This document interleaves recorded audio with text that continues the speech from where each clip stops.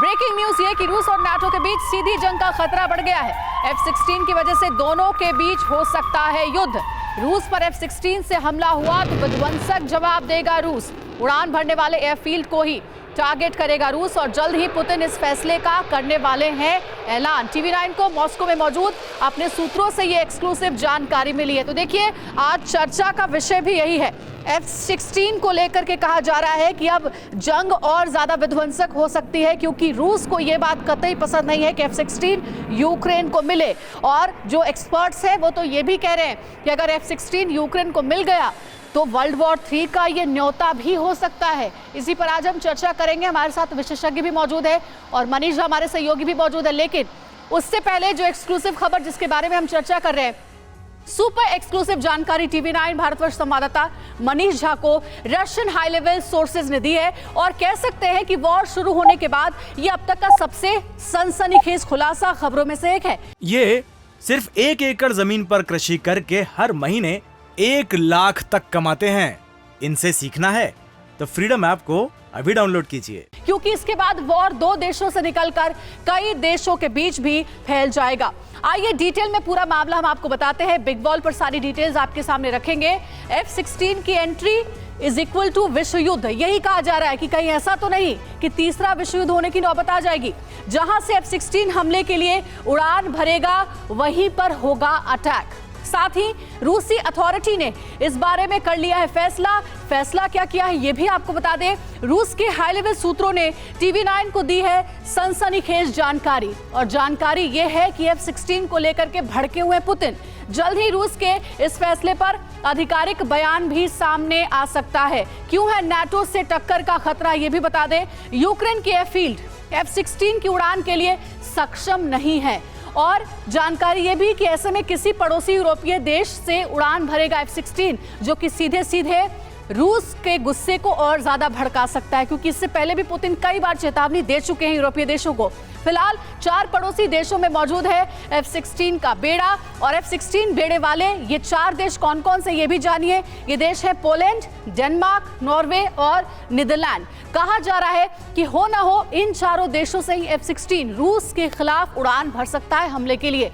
आइए अब आपको मैप के जरिए हम ये भी समझाते और बताते हैं कि जिन 4 देशों से F-16 रूसी सेना पर हमले के लिए उड़ान भर सकता है उनकी ज्योग्राफिकल लोकेशन किस तरह की है और किस देश पर सबसे ज्यादा खतरा है।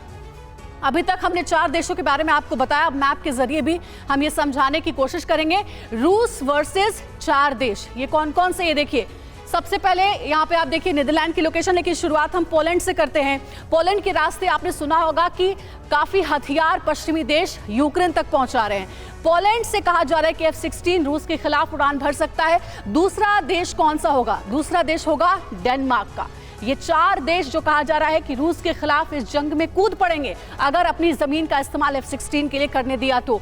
तीसरा देश है नॉर्वे का और चौथा देश है नीदरलैंड का। ये मैप के जरिए हमने आपको लोकेशन समझाई है जो कहा जा रहा है कि अब यूक्रेन की बहुत बड़ी मदद करने वाला है F-16 से हमले के लिए। साथ ही आपको यह भी बता दें कि पोलैंड ही रूस के खिलाफ सबसे ज्यादा अभी तक आक्रामक नजर आया है, जिसके बारे में आपको हमने खबरें भी लगातार दिखाई हैं। दूसरा एंगल ये भी कि रूस से पोलैंड पर हमले की आशंका सबसे ज्यादा है, क्योंकि पोलैंड जो है वो सबसे नजदीक बॉर्डर वाला इलाका है। इन्हीं 4 देशों में F-16 का बेड़ा है जहां से रूसी सेना पर अटैक की संभावना है। बहुत बड़ी ये खबर है, एक्सक्लूसिव खबर है। हमारे साथ स्टूडियो में खास मेहमान जुड़े हुए, उनसे आपका परिचय करा दें। मेजर जनरल राजन कोचर साहब डिफेंस एक्सपर्ट हमारे साथ जुड़े हुए हैं। कर्नल अनुराग शुक्ला डिफेंस एक्सपर्ट हमारे साथ है। Doctor Anshu Joshi international relations की जानकार हैं, वो हमारे साथ जुड़ी हुई हैं। और group captain DK Pandey sir भी हमारे साथ जुड़े हुए हैं एज अ डिफेंस एक्सपर्ट। लेकिन सबसे पहले हम रुख करेंगे अपने सहयोगी मनीष झा का, जिन तक ये एक्सक्लूसिव खबर पहुंची है। मनीष, ये बहुत बड़ी खबर है। अब जंग का जो रुख है वो रूस वर्सेस 4 देश तक सामने आ गया है, क्योंकि बात अब हो रही है F-16 की। कितनी संभावना है ये चारों देश अपनी धरती का इस्तेमाल यूक्रेन को करने देंगे रूस के खिलाफ F-16 के जरिए? बिल्कुल, देखिए सबसे बड़ी बात यह है कि 11 महीने से अधिक समय तक जो ये जारी जंग है, इसमें एक अनकहा नियम यही था कि रूस किसी नाटो टेरिटरी पर हमला नहीं कर रहा था और नाटो देश भी यही कहते आए थे कि देखिए हम हथियार तो दे रहे हैं लेकिन हमारे सैनिक यूक्रेन में मौजूद नहीं हैं या फिर हम अपनी टेरिटरी का इस्तेमाल करने नहीं दे रहे हैं। लेकिन अब ये सारे हालात बदलने वाले हैं, क्योंकि टैंक तो आ ही रहे हैं, अगले कुछ हफ्ते में F-16 आ जाएंगे।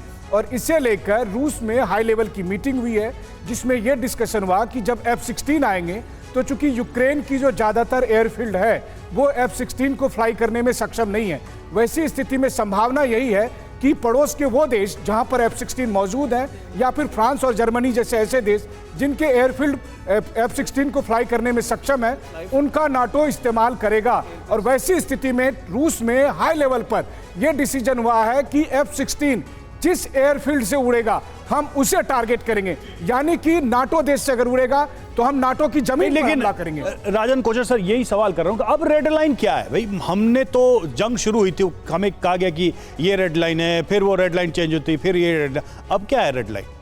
देखिए, अब कौन सी रेड लाइन बची है? अभी एक थोड़ी इसकी अंडरस्टैंडिंग, डीप अंडरस्टैंडिंग इस लड़ाई की ज़रूरी है।